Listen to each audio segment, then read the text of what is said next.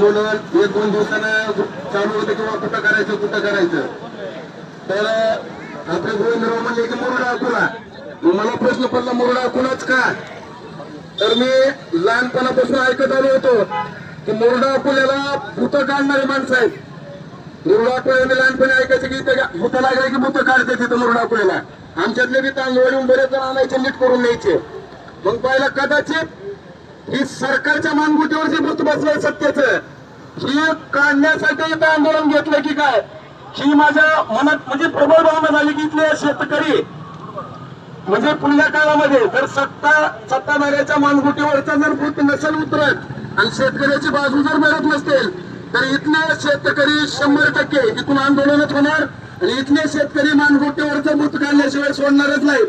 त्यामुळं माझं सरकारला जाहीर आव्हान आहे की बाबा सरसकट सगळ्या महाराष्ट्रात पाऊस पडलाय, लातूरलाच पडला नाही असं नाही, तर सगळे मंडळ आणि सगळा शेतकरी त्याचा 7-12 नावावर आहे त्याला असं भरीव असं अनुदान आणि 7-12 तोरा की जे त्यांनी निवडणुकीत आश्वासनं दिली होती.